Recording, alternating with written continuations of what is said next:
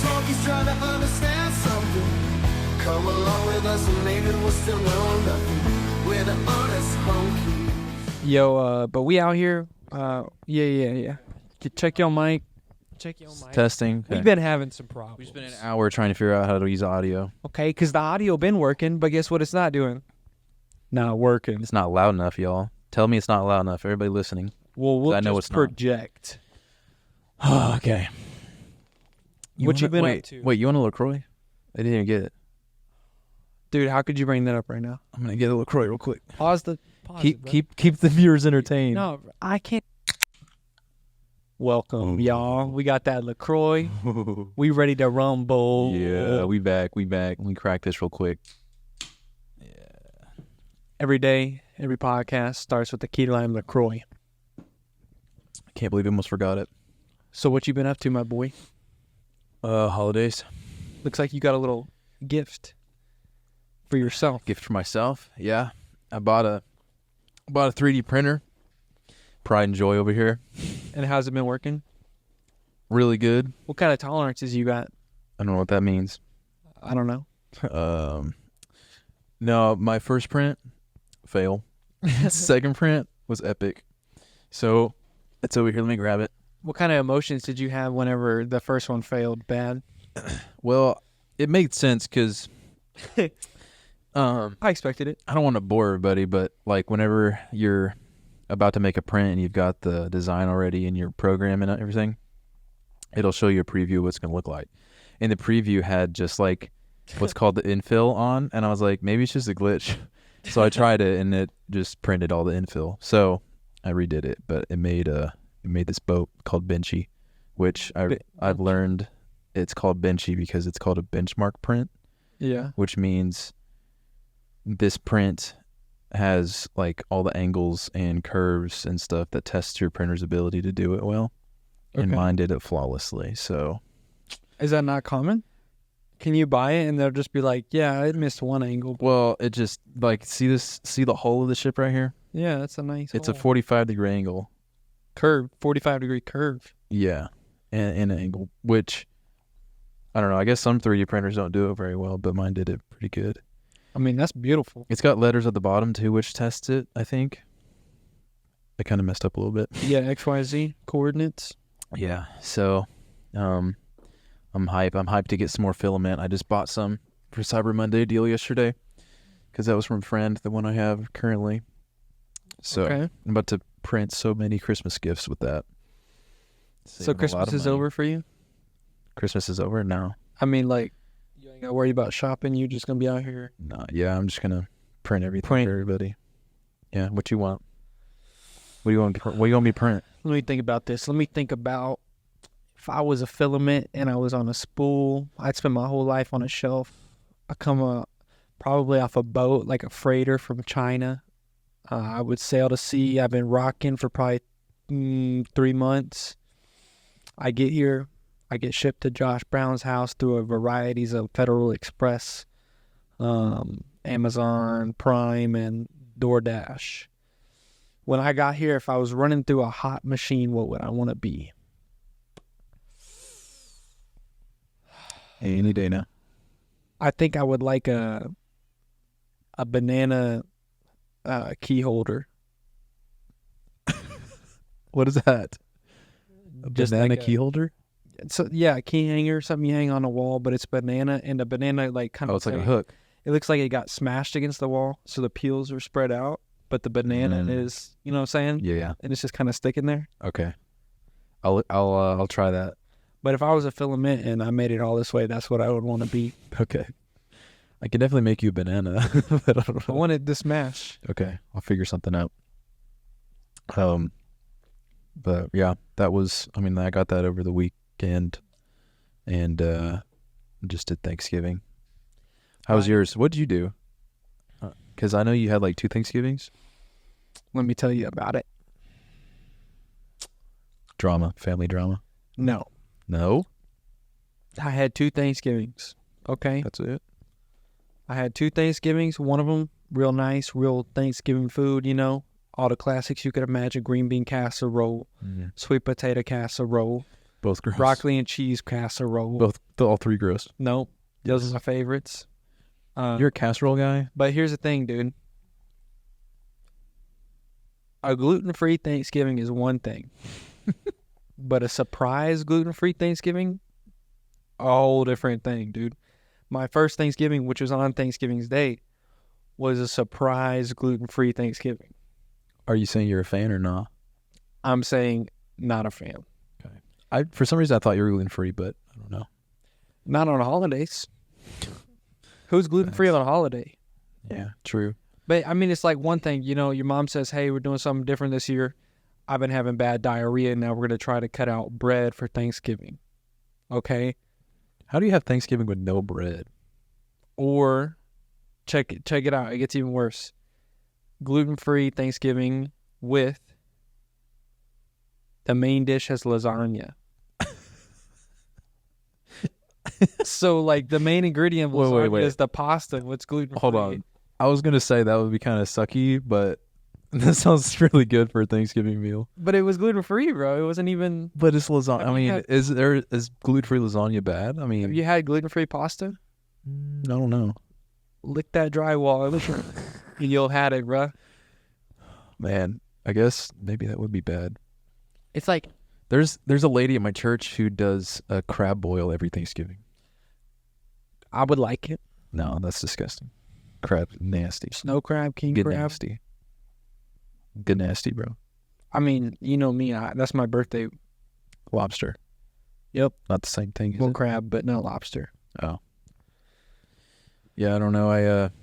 Well, speaking of bread at Thanksgiving, yeah, Jeremy and Kaylee just got back from their honeymoon on Thursday, on Thanksgiving Day. I was going to ask you about that. Did they have a delay? No, that's just when They planned to do that. Wow. Yeah. And I only asked for one thing for Kaylee to bring me back something And they didn't do it? from France. And that was baguette. I wanted a French baguette. And they pulled through. No way. They brought me one. It was made the day before. Yeah. And they brought my parents one too. And we ate it on Thanksgiving. Or I'm sorry, we ate it the next day when we did our Thanksgiving. Let me tell you. Was it bag? Was it bag? Yeah. That bag ate, bro. Ooh. That was sweet. It tasted sweet too, which was weird. It had like a sweetness to it at the end, but it was really good. And my mom ate it, and some other gluten-free people ate it, which, you know, they don't have, like you were talking about in the other episode, they don't fill the food with all So those. can you confirm? Did those people feel fine? Yes. I ain't saying, but I'm saying, honks. Something in the water. No, for sure, because they don't. There's no gluten-free people in France. That's not even the thing, dude. If you don't eat pasta, you get thrown in jail. Well, okay, so I actually talked to, let's see, my aunt's foreign exchange student that she's housing. Your aunt's Okay, dog's shout out cousin. Mia. I talked with her about it. I said, hey, she lives in Germany, natural born, and I asked her, y'all got She a ranking member? y'all got gluten-free over here? And she said, we do, but it's usually only people with like legit celiac or something. Mm-hmm. Like It's where not they're as common as it is over here. And I was like, is it as common? She's like, no, I feel like a lot of people have it here. Yeah, dude, every other person has it here. Something in the wall. Yeah, when my mom first was like starting going gluten-free, I was like, you're one of those weird people. And now it's like, it just blew up. I don't know. It just, all of a sudden, gluten-free items in Walmart that I was like, gluten-free ice cream? Like, what did, you know? You know, maybe It's like a disease. that's something I'm maybe curious about, because I think I always remember kind of hurting after eating some kind of food, but it does seem That's like your whole childhood. But it does seem like it's a newer thing, but the stuff that they've been doing to it's not that new. Like, it's You think maybe we're 20 years. de-evolving? No, okay, how does this make sense? If the stuff they've been doing has been happening for 20 years, Why has it just started being a thing maybe this 10 years? I don't know what you mean by that. Like if they've been poisoning the crops with, basically, what's it called? GMO. GMO is part of it, but also the type of pesticide they're putting on it has been going on for a while now. I mean, do the research. Pedesticide, bro. Yeah. Pedophile pedesticide. I mean, if there's some... Them youngin' crops get the pedesticide. Yeah, if you got some small plant, you want to protect it from big plant. Yeah, bro. But yeah, what do you think? I don't know. I don't know. I mean, we already talked about We always this. talk about food, bro. Dude, I know it's because you're hungry when you get here, but you gotta get some like McDonald's before you come around. it's not because I'm hungry when I get here. It's because I see all this good food around me, but I can't even have it because it's not that good for me. Life's not fair, man. I'm not saying it has to be fair. I'm just saying I'm sad. Food's not fair, bro. Just said I'm sad. I don't know. But, I mean, I had a good Thanksgiving. Well, that's good. I would say you seem like you maybe had a good Thanksgiving. Well, it would have been better if you were at the Friendsgiving, That's fair. but somebody had to make cookies or some crap. Dude, the cookies were bomb. Really? I made Thanks some for bringing me some. nice. I appreciate that. I actually have so many of them. I could have. I just forgot. Yeah.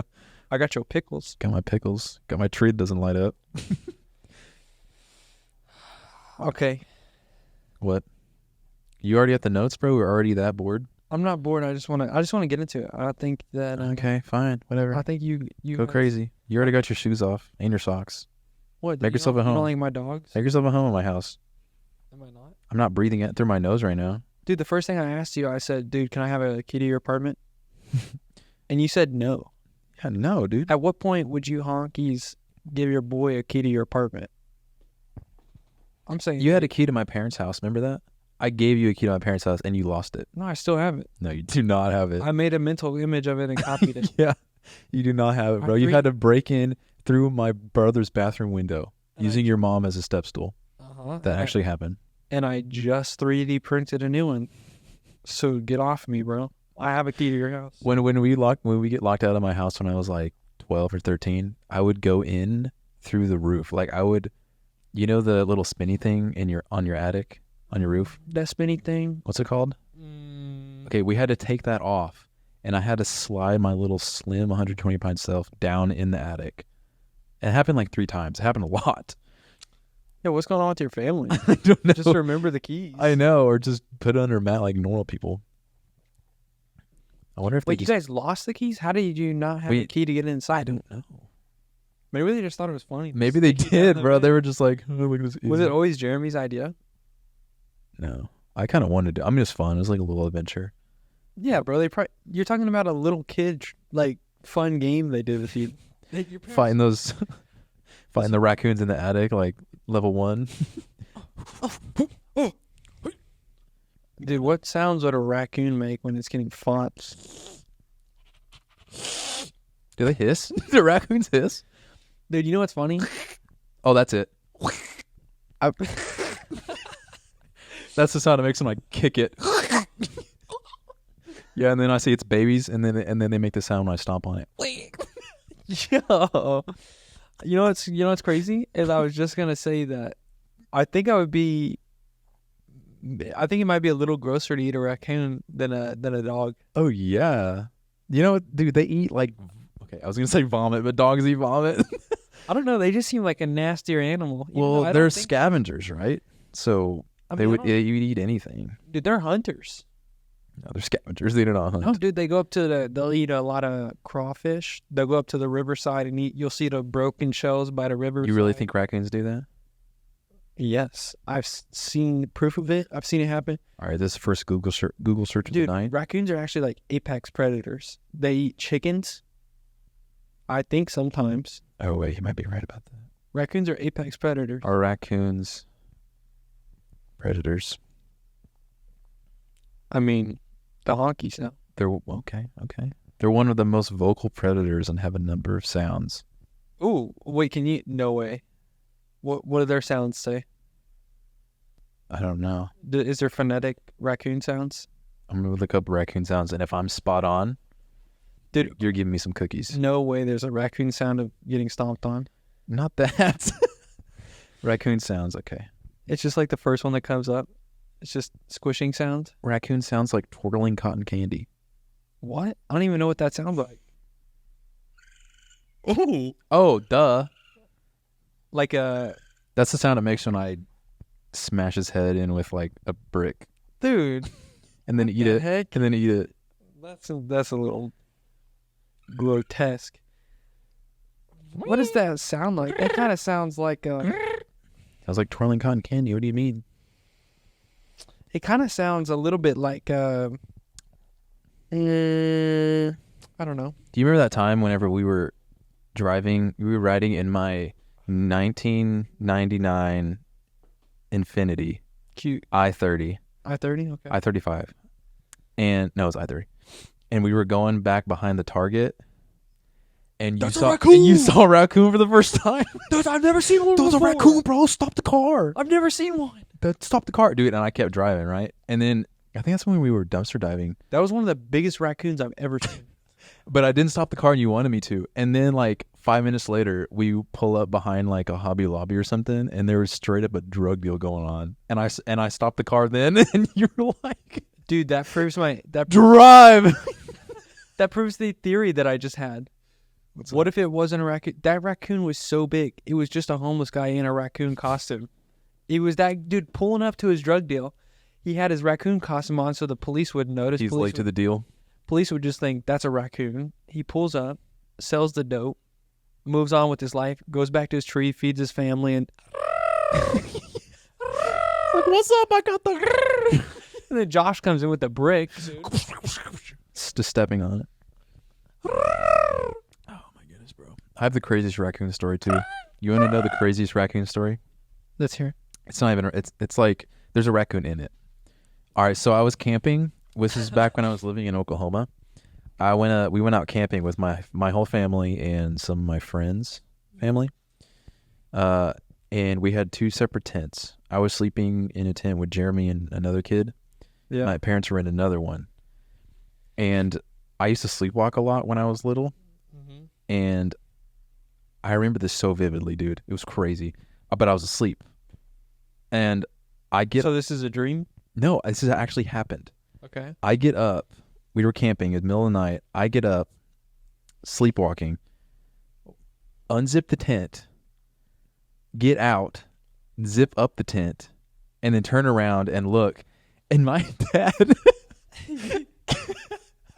I see my dad, and there's a raccoon like 6 feet in front of him. And my dad takes off his flip-flops and starts like whacking them together, trying to... What? He's trying to scare the raccoon off because he was trying to get some food from us, from like one of our like igloo ice Wait, this coolers. is nighttime? Yeah, this is like So middle of the night. He's Like beating 3 a a.m. trash pan in the middle of the night with He's the beating flop? his flip-flops together. He was like, hey, get away. and I stand there for a second and just go back in the tent and go back to sleep. Dude, how did you not start peeing on it? I don't know. Sleepwalking is... I don't know. I wish I could. I wish I would have like stumped his head in the ground or something. Dude, imagine that raccoon standing his ground. He's like, what, you think Flip-Flop's going to hear me? And then Yeah. just urine straight to the brain? Yeah. He's like, oh, yo, that's a war crime. It still tastes good. Do you think raccoons drink pee? Maybe if they're thirsty. Or maybe if somebody... I mean, we drink pee if we're thirsty, so I wouldn't. Maybe if somebody changes their Pepsi out for pee. They might drink it. Lemonade. Yo, this pee starts gargling. Dude, you know what would be so funny? If animals were able to do jokes. Because seeing a dog play a joke on like another dog, like, I don't know, maybe switching the dog water out with dog pee. Just seeing the dog like sit behind the door and laughing would be so funny. I'm just trying to think of like a mailman joke, like a dog would say, like you're like chasing down a car. I can't think of any, but is that what you're talking about? Like a dog could tell a joke? I mean, not to humans. I mean, just like play joke. Like Oh, if animals were more funny, like sometimes they're accidentally funny, but if they were purposely funny, like they had the personality to like, yeah, I don't know, like if you're going down to lay your head on a pillow and he just like yanks the pillow from you. yeah, dude, and just like Yeah, he starts heckling you. or Wait, what? That's not what a dog sounds like. Yeah. or even if animals just had, dude, honestly, if animals could just laugh, that would be funny. Hyenas. They're not. That's just the sound they make. Dude, that's laughing. No, it just sounds like laughing. They're not laughing. They're actually laughing, bro. What do you mean? You think they're laughing? Stop Like, ruining my childhood. well, Simba dies, dude. How about that? Freaking Scar put his claws in him and Simba dies. They said it would take a man 600 years to get out of this hell prison. But Andy Dufresne did in less than 20. What's that from again? What's that from? Shawshank Redemption. Oh, yeah. Morgan Freeman. That's my Morgan Freeman impression. I'm Morgan Freeman. But I don't know. What are we doing? I don't know, dude. This is bad. Dude, you had questions. I don't have questions. I've got all the answers, though. You ever think about this? What? You ever think... Oh, shoot. You ever think that the scariest thing that's ever happened to you is the scariest thing that's ever... Or... You just butchered that. Sorry, my bad. The scariest thing you've ever experienced is the scariest thing to you. So... Like, technically speaking, a war veteran's fear would be the same as a I don't know, like a valley girl not getting coffee. Like, even though they're seemingly to us from an outside perspective could seem smaller, technically that's the worst thing that's ever happened to that person.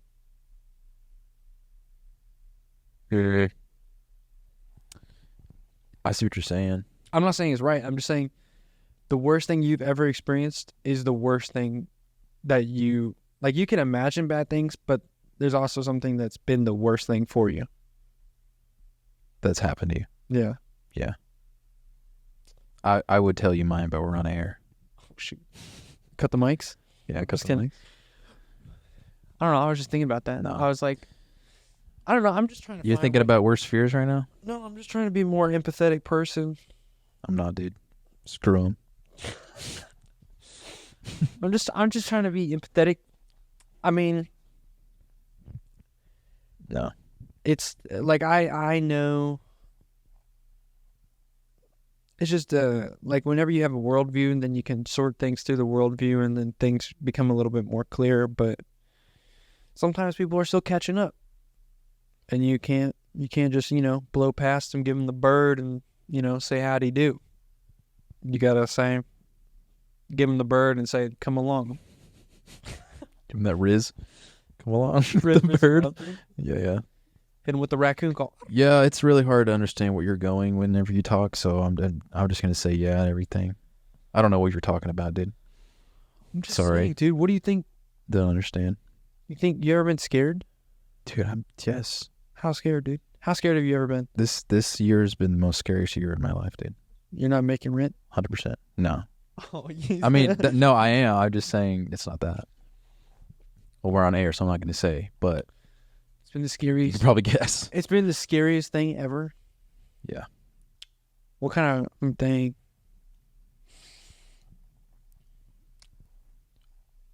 Just gonna let that sit a little.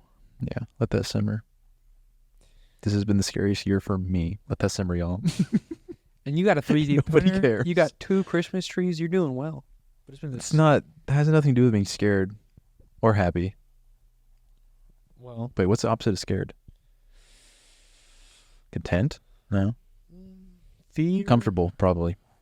No. Eh, Yeah, it's comfortable. yeah. Maybe comfort. Fear. Okay, if I'm afraid, let me see. If I was afraid, I would be like, ooh, that raccoon looks like he's going to hurt me. What would the opposite be? Ooh, I have a gun. I'm comfortable. Okay. Pop. Yeah. Ooh, dinner. So if fear is... Maybe comfort is knowing that. Maybe is knowing the possibility. Like you know the situation, and fear is not knowing the situation. Like if you have a gun, you're like pretty sure I can shoot that raccoon in the face. But Well, not knowing the situation would be the same as chaos, right? Being Yeah. in a state of chaos is not knowing what's going on or what's going to happen, which is the same thing as being afraid. Like, do you think if you're getting murdered, you think to yourself, or you're scared mostly because you don't really know what's gonna happen? Like if you're about to get murdered. Murdered? Yeah. Well, yeah. You'd be scared you're about to get murdered. Like, Anybody would. You're kind of scared maybe of dying, but you're also kind of scared because you just don't even know. You don't know what. Yeah, there's like a million possibilities right now. Of what? Like whenever you see a guy come in and he's got a knife and he's looking at you, like instantly your brain probably goes through 1,000. Instantly, I'm more scared because he has a knife, not a gun. Yeah, obviously. Didn't we go through that? Yes, That's because horrible. a slash is way worse than getting blopped in the face. Getting goosebumps just thinking about that, dude. But because like fear and anxiety are kind of the same thing. Yeah. In a certain way. Yeah. I wonder if they are the same thing. They're definitely close. I would venture to say they're different because they're different words, but I'm also really dumb, so. If they're the same, why would we have two different words? Easy. Facts, bro. Next. Next. Yeah. Next. So what have you been scared this year? Just like not making rent? Have I been scared? Are you scared? Wait, no, man. I have such a deep question, but I think I might be the least scared I've ever been. man, good for you, bro. because I've had the least amount of options. Like in a lot Wow, of ways, so profound. I don't know. I think the only thing that scares me now is just like kind of, just like knowing what I have to do, but thinking, ooh, dang, I probably am not able to do it, or like thinking I'm not capable of doing it. Like before, maybe I'd be scared because I'd be like, I don't know what to do, but now it's more like, I don't know if I can do it.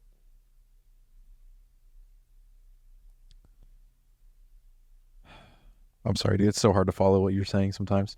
I'm just really happy that you have had the least scared year of your life, and I have the worst year of my life. Dude, it was my New Year's resolution. For me to For you to have a really scary, spooky year. Oh no. Your New Year's resolution came to life though. One of them, right? Your dog? Oh, not mine. No, Daphne was next year.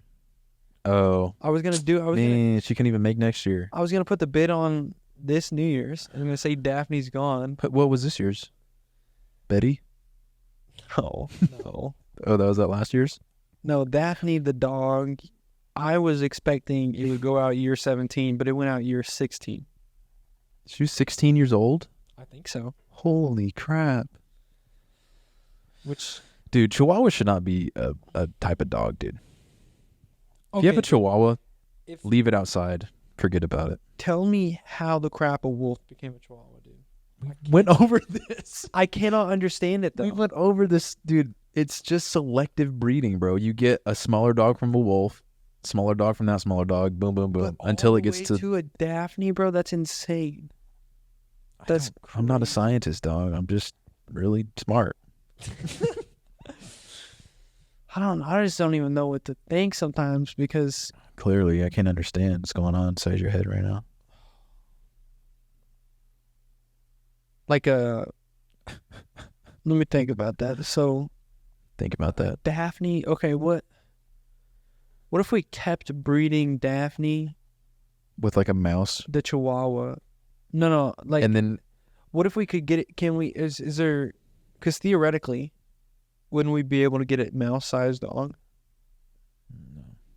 Why not? there's limitations with anything. You just can't keep going smaller and smaller How do you know? because there's no smaller dogs than, I don't know. Maybe we just haven't Chihuahua. tried. Okay, you trying to try? I'm trying to make a really small. I'm trying to make a keyhole dog. For what? Do you know how useful that would be? No. A small dog. Check this out. Keychain dog? I'm gonna give you an example. Okay. You're locked out of your house. There's a very small vent on top of the house. There's a raccoon. There's a raccoon in the attic. Nope, there's your problem. It's gonna eat the dog. No, dude. The Yeah. dog, super small raccoon can't see it. No. Dog traps.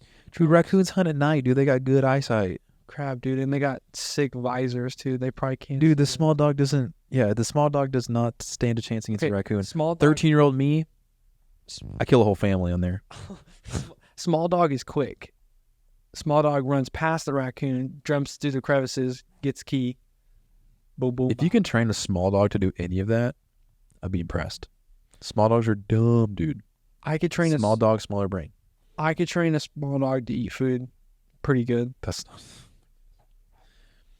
I can't even think about what you just said right now. Okay, imagine breeding dogs so small that they start eating insects. That'd be interesting. We already have an animal for that. What? Multiple animals. What, bats? Anteater. Bats are really just dogs with wings. Chihuahuas with wings, really. I'm so done with you, dude. We're not even been like 30 minutes in. I'm so done with you. Have you had any deep, tingling thoughts that just make you question yourself while you're being all scared and stuff? You were just Dude, do you know how much thinking I've done this whole year? a lot? My or brain's no? fried. Do you like to think or do you like to not think? I mean, I like to think sometimes, but sometimes I'm just like, man, chill out, dude. You're thinking too much.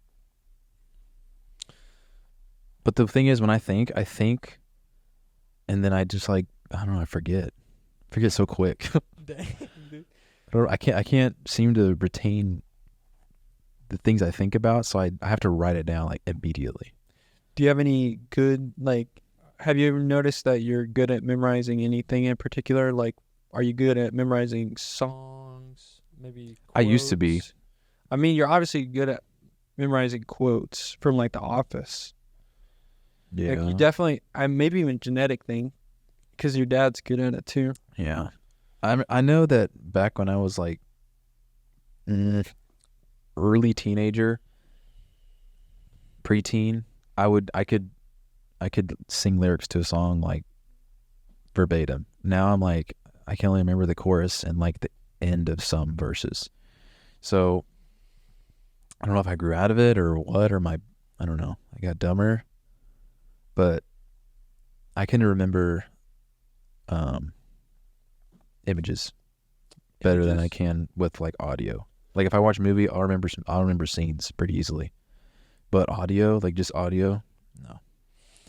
Like when I'm listening to a podcast, dude, you ask me about something this guy talked about the next day, I'll be like, what? That is kind of a good point. I think when I'm listening to a podcast, I'm like, oh, I'm 100% remembering all this. Mhm. And then I try to tell somebody about it. Yeah. And the second I open my mouth, it's like... It's raccoon noises. Yeah, dude, it's a struggle. It's a struggle. That's why in the notes app or in our show notes, I've been listening to the Jordan Peterson's audiobook, and I had to like write all of that down immediately because I knew I'd forget it. Have you thought about any of these since? No. Because I forgot about it. Okay, what do you... Okay, immediately when I say what Jordan Peterson says, do you want to make your children safe or strong? Oh. I've thought about that. I wrote that down because I've heard that before, and I've actually thought about that before. Because I think it is very important. Well, if they're strong, they're safe. Exactly. But if they're safe. If they're just safe. Probably not strong. So you're talking about like... I'm about to go off, bro. You're about to not talk for 15 minutes. All right, I want to hear. I want to hear what you... I just... Okay. I really want to be a dad. I'm not talking about like soon or anything. Just like sometime. Like it's a goal. I feel that. Yeah. And I've been thinking a lot about fatherhood and stuff. And Jordan Peterson had just happened to be talking about. I mean, I'm sure he talks about it in all of the chapters, but he had talked about raising kids to be strong and not just safe, because if, like you said, if they're strong, then they're going to protect themselves, be able to protect themselves, care themselves throughout their life. Yeah. And just coincidentally, I had finished the Daryl Dixon show. Do not tell me. I'm not going to spoil anything. Okay. But it is so good. That's a sidebar. It's a really good show. Yeah. But part of the reason it's a good show is because it has like these undertones of being a father, which I thought was really cool, because I don't know, it was coincidentally that it was like that, and that I've been thinking about this lately, because a lot of households don't have fathers anymore. True. Which is 50%. I don't know if that's true, but I feel like. Okay, I was gonna say that's true. That's really sad. And so the kids don't know how to be adults, when they grow up. And man, where was I going with this? See, I already forgot. Yeah, so like in the show, I'm not gonna spoil, but No spoilers. I'm trying to figure out how to say this without spoiling it. Maybe I won't say anything. But it's like, as a father, it's your duty to raise your kid to care for himself. Mm. And not just that, but care for others. Okay. I think I wrote that down. Are you thinking about just son or both? Or daughter? Well, both. Why not? Do you think it's okay? So, I mean, I would think, like, if you're raising your kid, let's just start with what I said at first. If you're raising your kid, just protecting your kid, protecting your child from the world, you're not helping him, right? Can we agree on this? well, okay, I mean, you're helping them. What's the word? not die. I mean, No, like in the moment, okay, right? yes, you're helping them in the moment or not die. Like if you're okay,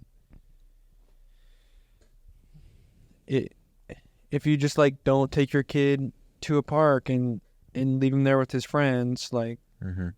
Yeah, and there's a fine balance now. Like, back when you and I were growing up as kids, we'd walk to school. I mean, I'm sure kids still walk to school, but now you're thinking about people like snatching your kid up. Yeah. And I mean, that's a real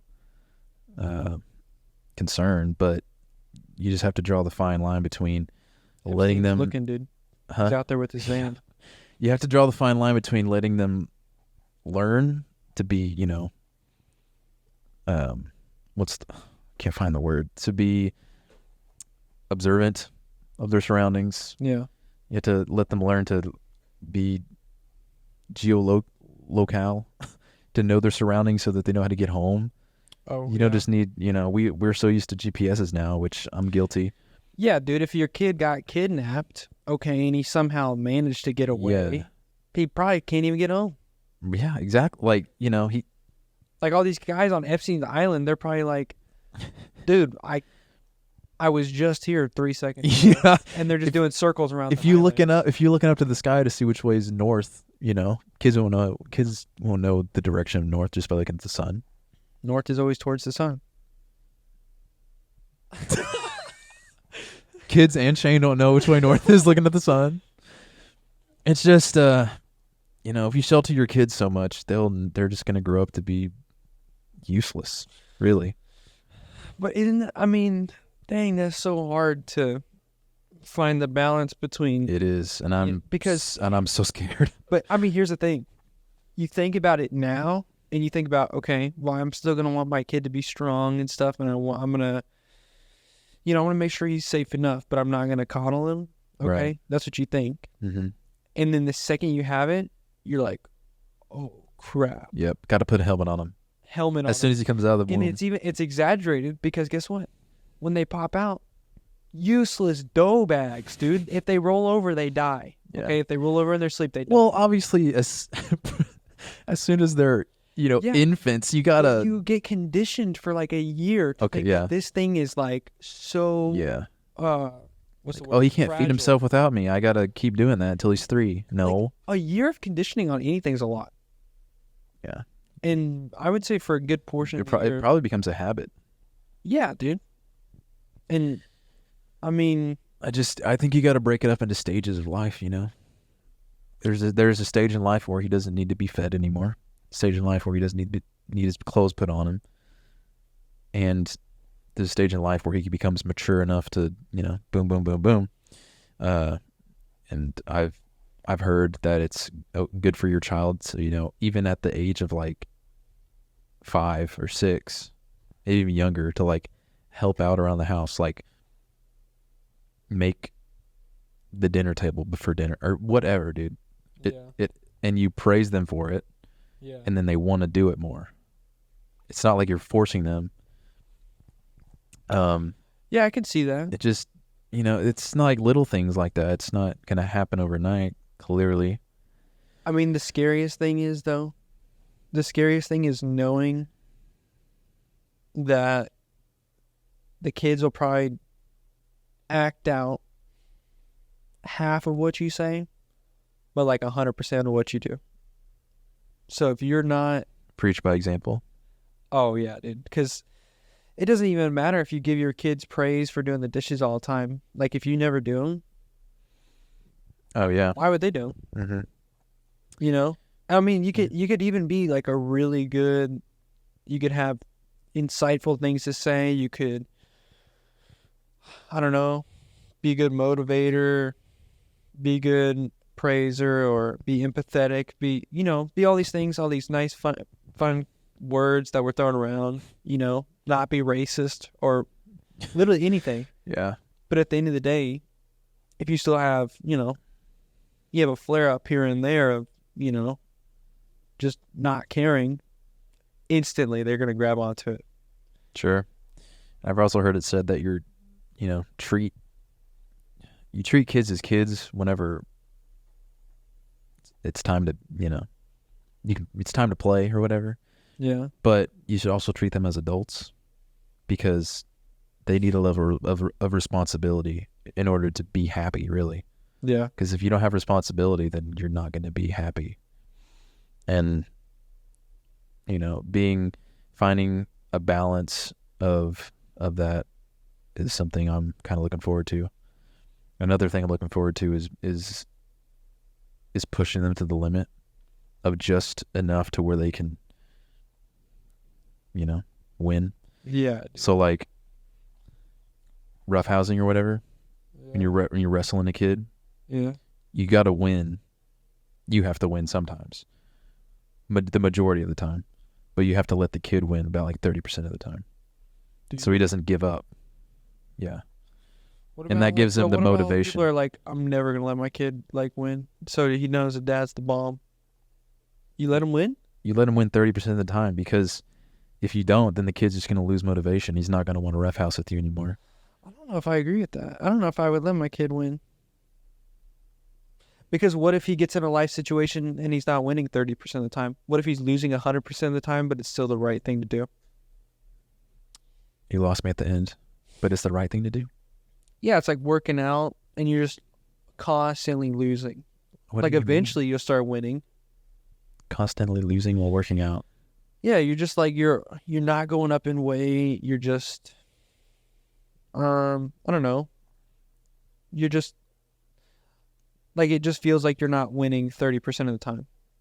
Like going and working out, you really get the results like way later. Mm-hmm.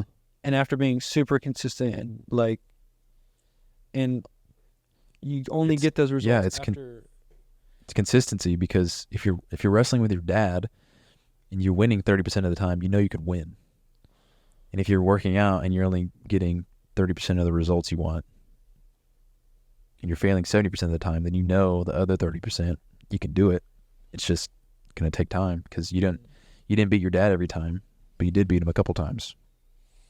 Because it's knowing as a kid, it's for the kid to know that he can do it. Well, Pushing him to the limit. Well, let's be honest. That's the My point. kid's gonna be able to beat me. Yeah, out the womb, arm wrestle, done. Done. Yeah. No, I'm not gonna let him win an arm wrestle. That's for sure. He didn't have to win one of those. No. Arm wrestles where, that's the cutoff. I mean, I might let him win at things that I'm not good at. I might take him fishing, and kids always catch a stupid amount of fishes. You know, Beginner's luck. I might take him fishing. Beginner's luck every time. Oh, what else are kids good at? Maybe. Kids are good at learning really fast. Oh yeah, I might let him do math and lose. My kid comes up to I'll me lose. asking me for help on his math homework.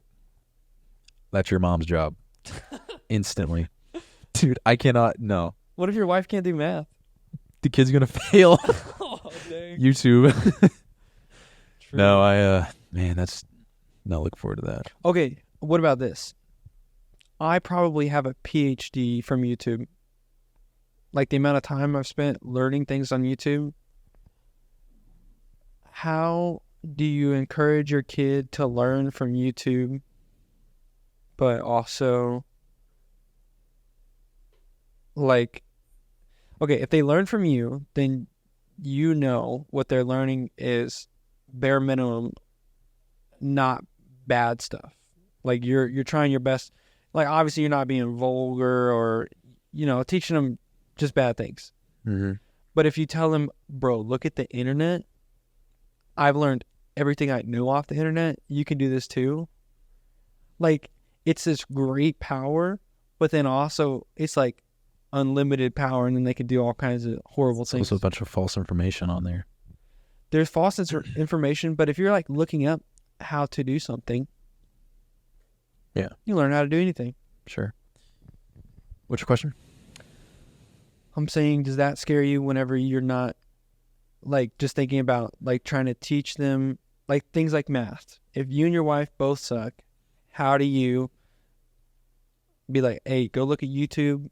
I wouldn't tell him to go look at YouTube. YouTube knows better than mom and dad. I'd be like, I don't know how to do this. I'll figure it out, let you know. Okay. And if I can't figure it out, that's when I go to YouTube.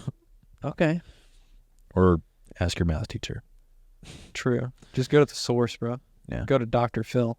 Yep. Dr. Math. Dr. Math. Yeah. Okay. So are you Dude, but that's scared literally about parenting, or are you more happy? happy?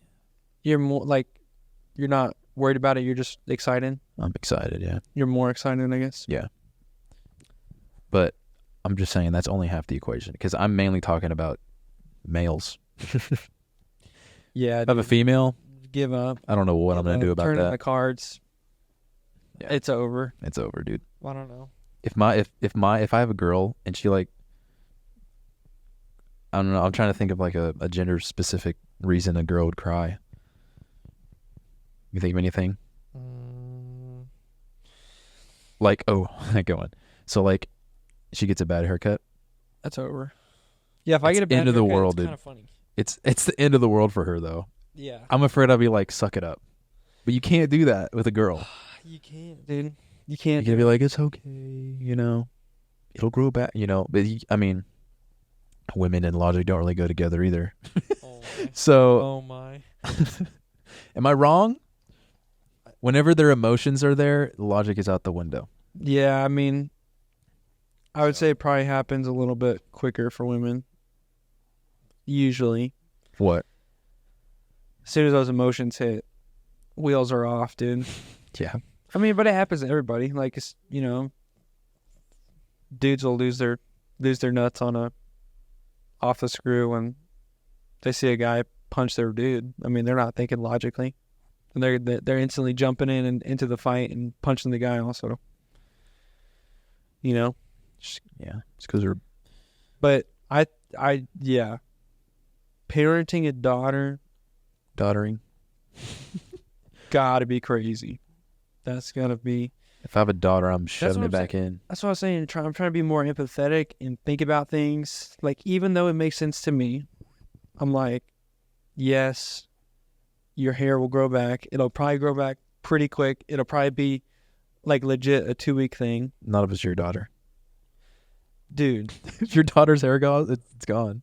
Maybe. It's not growing back for another year. Early onset hair loss. It could be. She's doomed out the get-go. I mean, it's with the daughter, you really have to be empathetic, because if you're not empathetic, then guess what, dude? The worst thing possible. They're going to find somebody that's not empathetic like you and is mean to her, and she's going to think that's love, because that's the kind of love she's gotten from her father.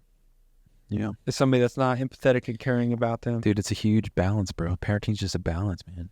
Bro, but it's like... And I got good balance. Low key. Try to push me on a wire. I'm on. Yeah, but guess what? Parenting balance, it's like both sides scared, bro. Yeah. Very scared. Yeah. It's like you're balancing parenting is like balancing on a high beam, and you're like getting shot at the same time.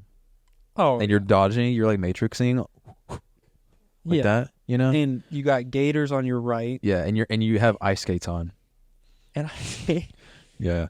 and you're blindfolded. And the rope is cheese string. Yeah, it's a singular strand of cheese. Yeah. Like when you queso, you know, you dip, you know, that string, it's that. The chip. Yep. Yeah, and you're overweight. And you're divorced. But and that's the crazy. You're homeless. Okay. But that's but that's the crazy thing. You're still more excited. How's that possible? Excited to be a parent? Because it's like, it's a challenge, man. Yeah. It's a challenge, and it's like, I don't know, bro. It just feels like it's what I need to do. Do you think you don't have a lot of challenges right now? I mean, you got a 3D printer over there. You can basically do whatever you want. Yeah. If you wanted to 3D print a car and go somewhere, you could. Costs a lot of money. Do I have enough challenges? That's a really good question.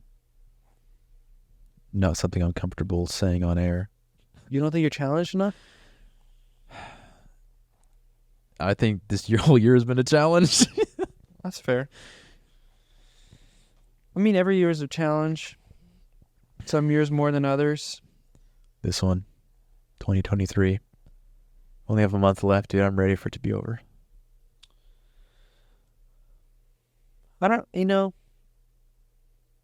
It's the old thing.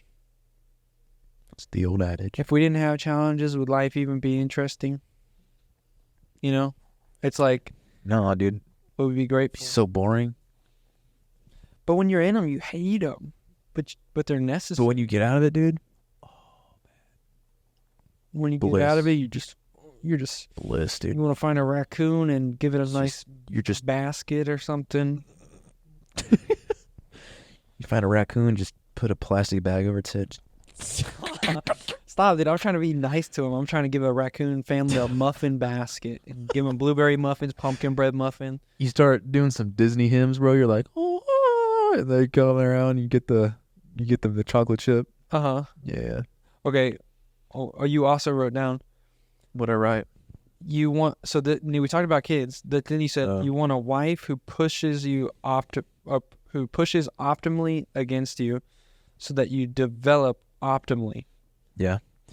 So that goes with my my famous quote that I said at the best man speech. That you're bigger and stronger than your brother. You love bringing that up. You say that every time. So no, not that part. The part where you want to find a partner that is interestingly different than you, which I think being, what did I say? Optimally. Let me read it. Pushes optimally against you? Yeah, pushes optimally against you. So if they're different than you, then I think it also entails that they're going to be better than you at some things, and you're going to be better than them at some things. Yeah, hopefully pretty much opposites. Yeah, it can be. But like in the book, Jordan was saying that, like, if you're playing somebody in chess or in basketball, you don't want to play somebody who's just like LeBron James, because you're going to get dunked on, you're going to get in your eye, you know? Yeah. or you're not gonna want to play like Eli at chess because you're gonna get dominated, True. which happened to me a couple times. You played him? Yeah. Yeah. Yeah. Don't do Knight that. to E3. Done. Anyway, you're not gonna want to play somebody that good, that high above your skill level, because you're just gonna give up. You're not gonna want to play them anymore. Yeah. But if you play somebody like, if I play you in basketball, it's gonna be competitive because we both suck. Yeah, probably. But if I play like Camden in basketball, it'll still be pretty competitive. But he's better than me, so he'll probably win 90% Yeah, you of the kind of time. already know. Yeah. But if I play LeBron James, you get it. So that's the same thing with your wife. You want somebody who will make things interesting and will push you on things. Like, the thing is, the things that is good for you to get pushed against are the things that you really don't like. Oh, yeah, dude. Because the things that, like, you need somebody to push back is the things that you probably know deep down are big problems and the things that you really try your best to avoid. But here's the thing, dude. The second that somebody sees those things every day, they come up, bro. The things that you know that you do, like you maybe do them so often you don't even realize that you do them anymore, are very apparent, bro. Because somebody all the time, dude. Oh, I just mimicked Shane's tick. I have a few, dude. You got a few ticks? I got a few. I only know the one. My favorite tick is whenever you're at a funeral and the urge to laugh when somebody's super sad in front of you is uncontrollable. What? Because you know it's the worst thing that could possibly happen, so you just thinking about That's laughing. such a weird thing. Dude, it is like I have to bite the inside of my mouth because like my Freak, dude. my cheeks, I bite them because I'm so uncomfortable in the situation where other people are sad, and I'm just like, dang, I feel really bad for these people, but I also, maybe I don't even know the person that well, and everybody else is way more sad than I am, and I'm like looking at them, I'm like, man, I'm really not matching their sadness right now. And then you just are like, well, maybe I look like I'm happy right now, which is like the worst possible thing you could be thinking about. It's like if you look happy at the person that they love most just died, and then you're just standing there, and then you're like, dude, you know what the worst thing would be? If I started laughing, and then that's all you can think about. Anyway, it's so weird. You don't have that? You never? No. I guess that's a me thing. No, I become very emotional in the past couple of years, actually. I respect it. Able to show my emotions. I cry a lot now. Well, it's not that I don't show my emotions. It's just like, I think when I'm uncomfortable, I really want to not be uncomfortable. And I found it really good at like escape and making something funny happen. So that, because like honestly, dude, whenever Theo says this, it makes so much sense. If you make somebody laugh, you kind of have complete control over them because you're making their body jiggle. You know, you go, ho, ho, ho, like they're laughing up and down. And just for that small second, you know everything's going to be like okay. And you don't have to, Yeah, but it's you don't have to deal with the thing that's right in front of you that, you know, they're really sad because a family member just died, and you can give them a little glimpse of hope, and then everything's okay. But it's the temporary antidote. It is. That's And when you that's look a for killer. a partner to optimally push against you, then obviously you can't be funny all the time, and you really got to start to confront, like, even, you know, I mean, you just got to confront things. You gotta learn that it's okay to be sad with somebody. You gotta learn that it's okay to be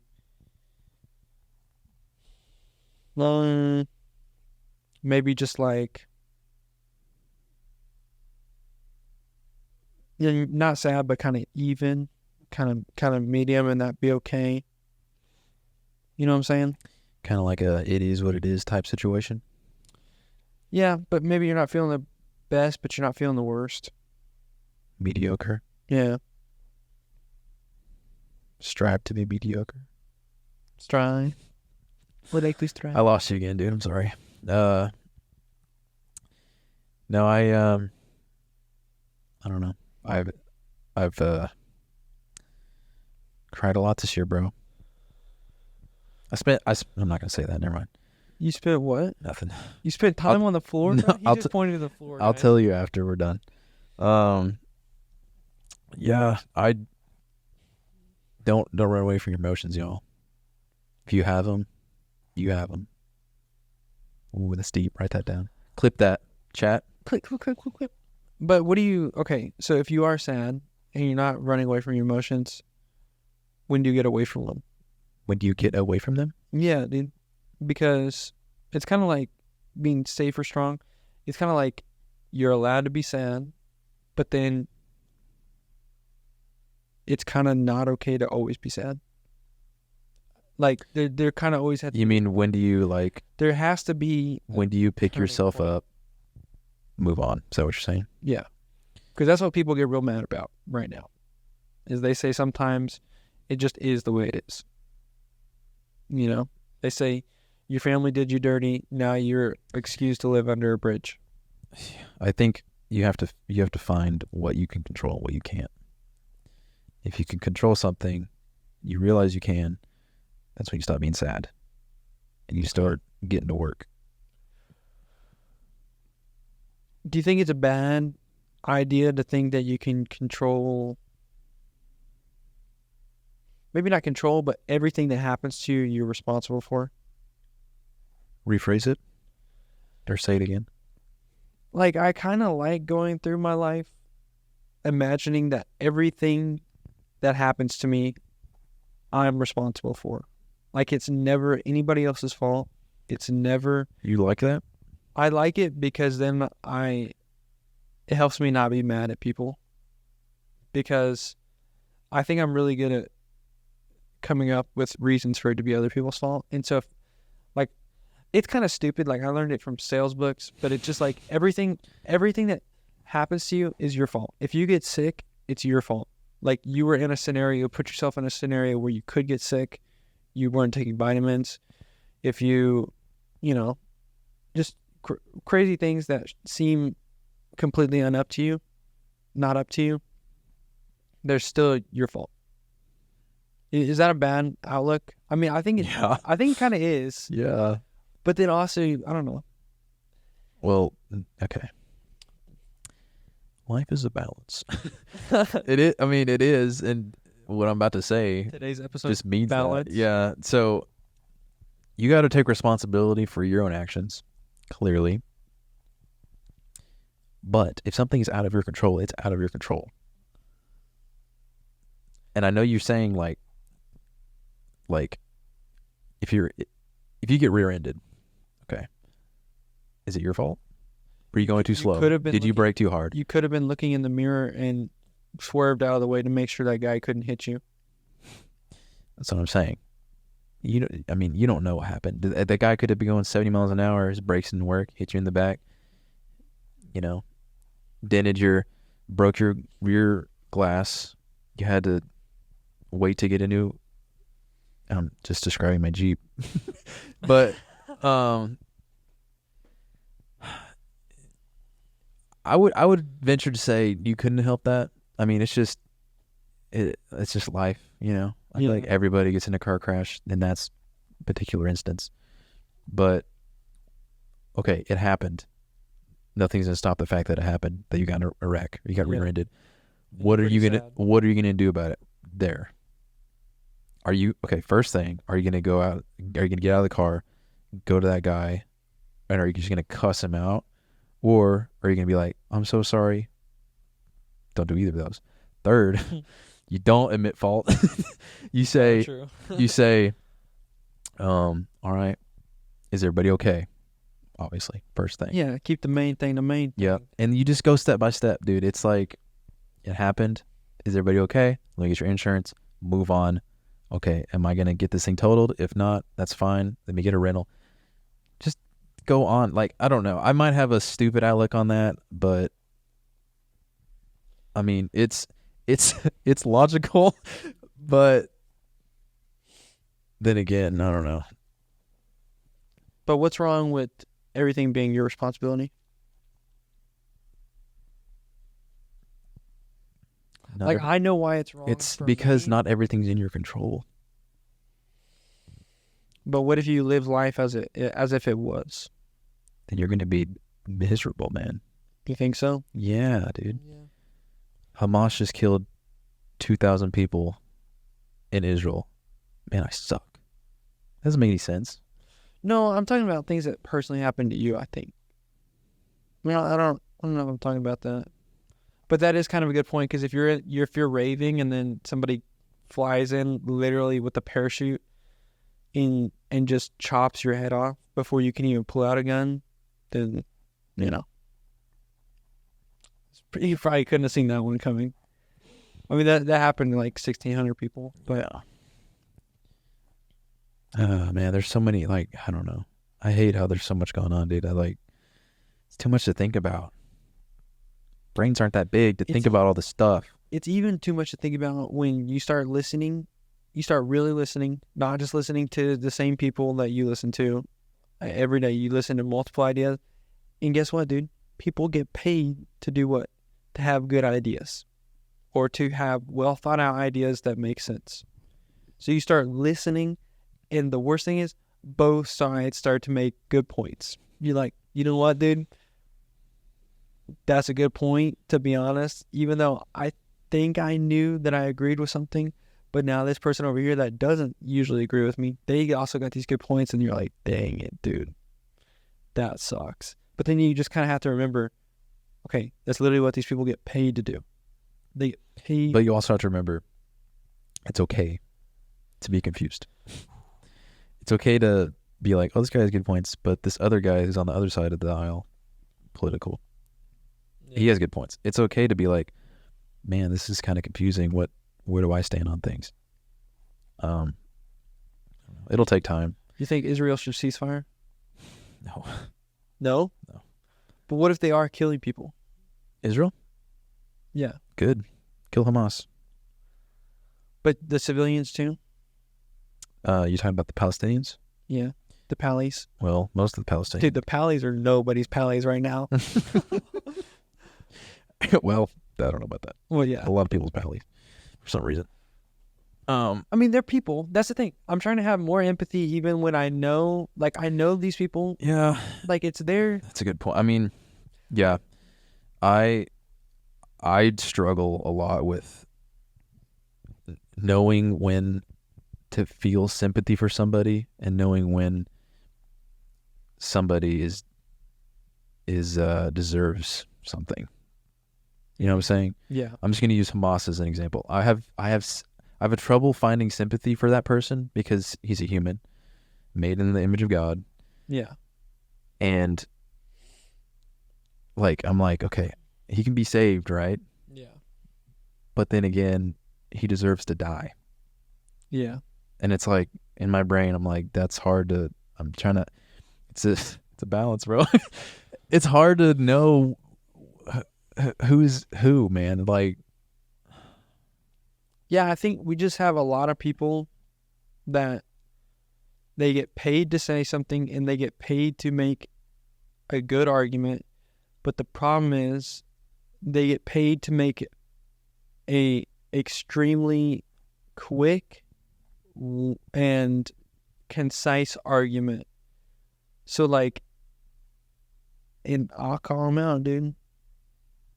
I don't know how true this is, but I hear a lot of people saying you name dropping right now? that Ben Shapiro has been saying things such as kill everyone in Palestine. Like, they're all responsible. They, like, kill all of them. Or kill all of Hamas or something. And it's Okay. like, Well, hold on. I don't know if You that... can't say both of those because they're different. You can't say But, okay. kill all of Hamas or kill all of Palestine. That's two different things. But also, it's like, and I don't really know how Hamas functions. Yeah. But what if there's people in Hamas that didn't want the thing to happen that happened? October 7th. I doubt that. But you don't, how do you know? I just doubt it. I mean, Yeah, okay.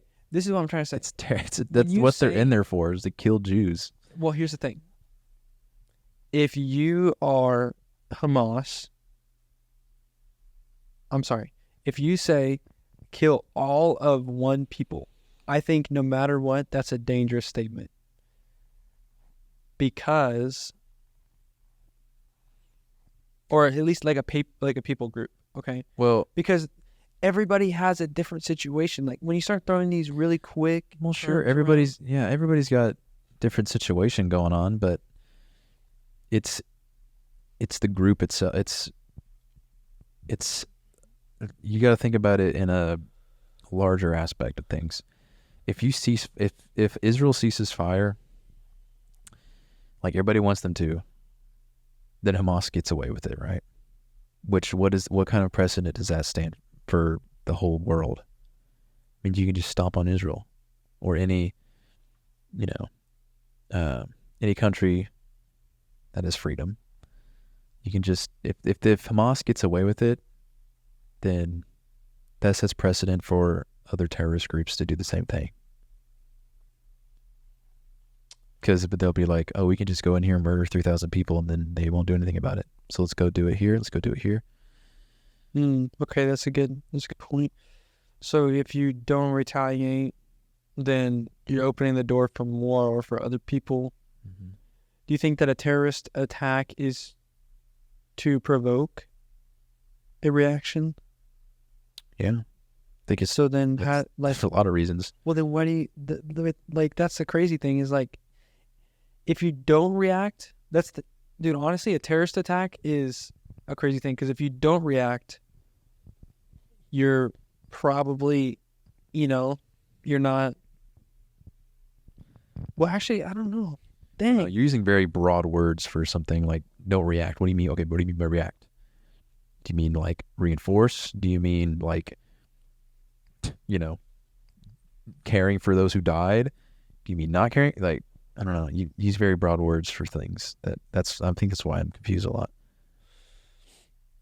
Okay. So if Like, whenever I first heard the term ceasefire about this whole thing, probably the first time I heard it, I was like, oh, that sounds like a good idea. Like, just people stop shooting so nobody else dies. Yeah. But then I'm like, as the days went on, I heard more about it, and I heard more about what's going on, and it made more sense to me to not ceasefire because, like I just said, the points I given, there's incentive for other people to do the same thing.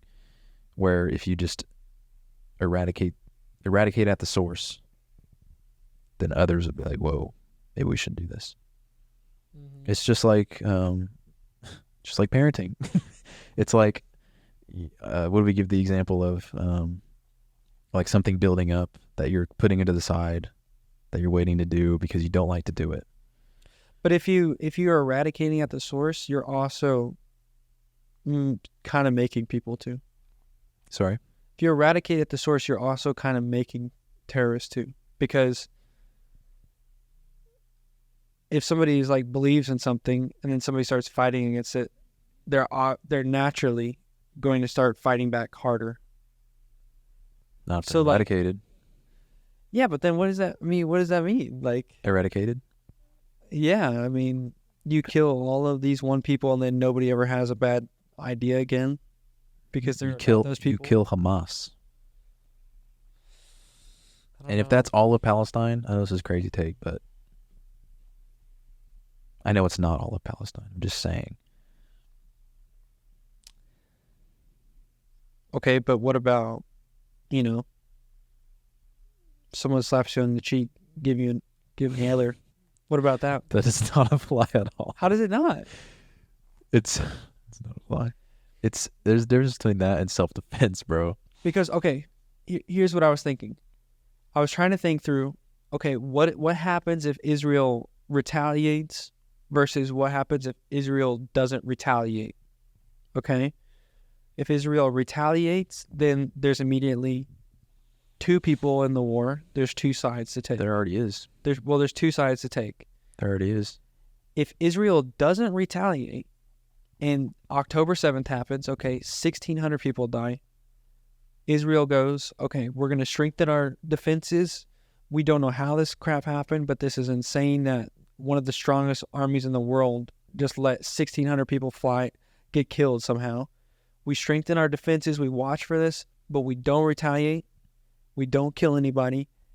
I feel like, you call me crazy, but I think if that situation happens, then there's no like Palestinian sympathizers.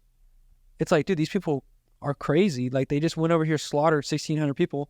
Israel takes it on the cheek, and then they go, oh, I mean, these people just got murdered in cold blood. They didn't even retaliate. Like, I don't know. I mean, doesn't that make Israel seem like the more moral people? So you're saying if Israel did that and not retaliated, that means they're turning the other cheek.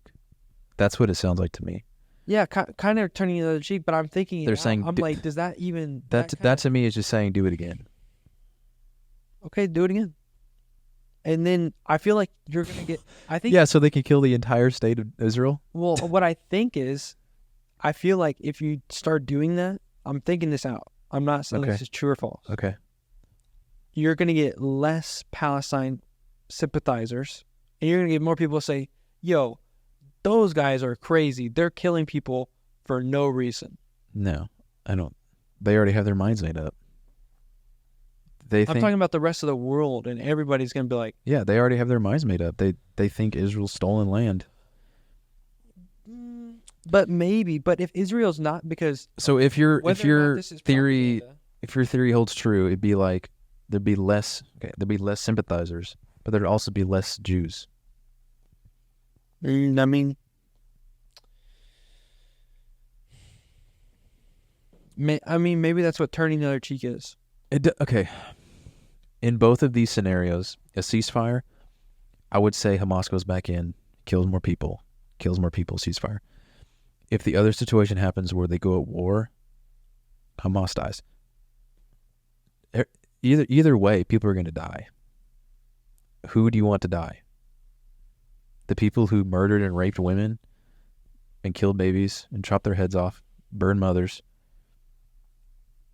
Or do you want the people who's trying to stop that? I mean, Jesus died and all the bad people stayed alive. Shocker. What does that even mean? I'm saying, like, maybe turning the cheek is something different. Like, it seems like you're losing, but maybe you're actually winning because you're calling upon a higher moral than just an eye for an eye.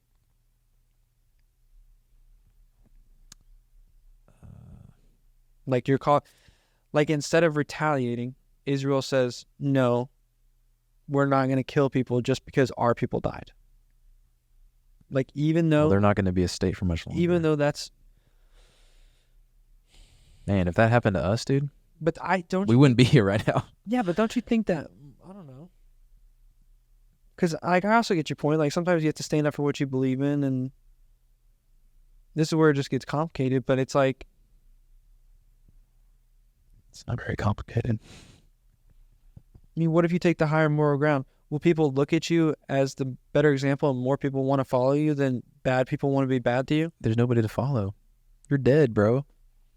If you're turning the cheek and turning the cheek and turning the cheek, turning the cheek. That's the thing. The idea is bigger than one person. One person can die, but an idea can live. An idea that people are worth more than killing an eye for an eye can live longer than a person. You know what I'm saying? Sound a little like Hamas right now. No, dude, I don't... Listen, what you're saying is not rational, and Hamas is not rational. So. What I'm putting out there, and what I'm going to say is, dude, Hamas, I'm pretty positive. Once, the sea to the river, that means all of Israel dead. Like, they don't want any Jews around. They don't From the river to the sea, Palestine will be free. Yeah, that's the chant. Yeah, like, they clearly want to kill all these people. Yeah. But what I'm saying... And you're saying we should let him? What I'm saying is, I think that... I'm not sure, because there's propaganda going on. I'm not sure.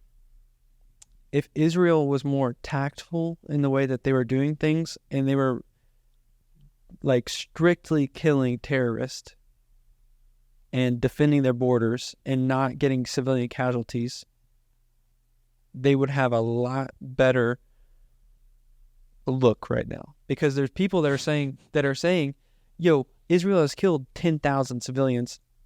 They lost 1,600. Man, if Hamas didn't go in and murder 1,600 people, they would have a lot better look on themselves too. I understand that, but you understand what I'm saying? I don't think so. Two wrongs don't make a right. Like, you can't just. I don't think what Israel's doing is wrong. Do you think, okay, if they're willingly killing civilians, you don't think that's wrong? Just like Hamas did? Just shooting people like civilians. Two wrongs don't make a right. You cannot use circular. Israel's not just going in and shooting civilians. Okay, but they're That's ridiculous. accepting the possibility of killing civilians. Yeah. Which is essentially killing them. No, it's not. That is not the same thing. The possibility of collateral damage is not the same as going in and just gunning down the place. I mean, I understand what you're saying. Like, clearly, I'm not disagreeing that Hamas is evil, but I'm saying, isn't there a higher moral ground than what, if what the propaganda is saying is true, if this is true, that Israel's killed 10,000 civilians or more, and I don't know if that's right, dude. I don't know if. But then it's like you say. It's like, are they just going to come right back in and start shooting people anyways? Yes. But then also, Israel has one of the best defenses in the world. Like, how can they not stop a couple terrorists? They didn't. I mean, they caught them surprised, but now they're ready. Like, what? They have the Iron Dome. They literally be blocking missiles out of the thin air. It's the craziest thing I've ever seen in my life. Why can't they just put up the defenses? Or now that they know what's going on? I think I already explained myself on that. I mean, obviously, I don't know anything, dude. I also think nobody's listening anymore, so. No, I think this is interesting. I think that people, like, it's okay to have not what, like, to be confused. It's okay to not be totally certain. You know, it's part of finding the balance. But you just gotta try the best you can. Do what you do to the best of your ability. So you think? And we are not doing that in this podcast. You think Israel's doing the best? We're not doing that in this podcast. Dude, honkies. What? We love you guys. We're very proud. Do you want to answer one Patreon question? I mean, dude, Leave on a good note. Here, we're. I'm gonna feel bad if I don't answer the questions, or at least one. We have more than one. It's crazy. Yeah, I think so. Better make it quick. I gotta pee. Okay. So somebody asked, my Who? topic for the podcast: renting or streaming movies at home, making people too lazy to go to the theater. Given movies go straight to streaming services now, what can theaters do to stay relevant? Stop selling popcorn for $18.95. I'm a big believer. I'm a big believer. I gotta pee so bad. I'm a big believer in keeping movie theaters around. I love going there. What can they do to stay relevant? Well, get their prices down. I think they're doing all they can, really, but we just gotta go. Gotta go to movie theaters. I mean, Do they need to stay around? I don't know. Yes, bro. Why? Where are you going on first dates? I'm kidding, but My place. no. It's the experience aspect. You don't get the same experience watching a movie in your bed or in your couch as you do. Oh yeah, dude. When I watched Napoleon, fire movie, by the way. It was fire. It was fire. I had 3 people tell me it sucked. Who? Carter, Camden, and somebody else. I mean, that's insane that they said it sucks. I don't know. Dude, they said there was like there was one battle in the beginning and then one half battle at the end, and the rest was just banging. I wouldn't say that. It's obviously the story's about Napoleon's kind of love life in the midst of war. Which is what I do not want to watch. But dude, but this is what I was gonna say. When the war's happening, because let's be honest, if it was 2 hours of just war, it would probably get boring. But I don't know. Anyways, that's besides the point. Bro, the cannons and the gunfire and You talking about the audio? the audio like actually was shaking. Like, you know how they have the IMAX chairs that kind of shake with the movie? Yeah. No, regular chairs shaking from the sound. It was like, Yeah. whoa. Yeah, if you're seeing a blockbuster, you got to watch an IMAX or XD or whatever. Yeah, so stop putting out movies that don't give you that feeling. Remember when they used to make movies and they would just make it 3D? That was awesome. I hated it. It was awesome 3D that we- movies suck. It was awesome that we were like, just what if the movie just kind of came to us? Yeah. Where can we get closer to it? But you know, I just thought about that. When have you seen a Marvel movie and it like, besides, you know, I think the Infinity War is pretty good, but like a recent Marvel movie where like this sound was like shaking the chairs and you were like so involved, and I haven't seen a Marvel in theater in forever. we got to make movies like that. Let's make a movie. Where when you, what do you want to make it about? Two honks. Two honks? Two honks weekend. Dude, you know how funny a Two Honks Weekend camping movie would be? We should tell our Colorado story sometime. And You just want to leave that to us? in next week episode. Yeah. Stay tuned in, y'all. I gotta pee like a racehorse right now, dude. I'm gonna say goodbye to the honkies. Thanks for supporting us on Patreon. Listen to us on YouTube or watch us. Whatever Yeah. it may be. Our episodes are gonna come out every Tuesday now because Shane, for some reason, Yeah, I don't know. He's a bad co-host. change the schedule. Yeah. Love you guys. Tuesdays are the new Mondays. Honkies honk. Honk out. Honk honk.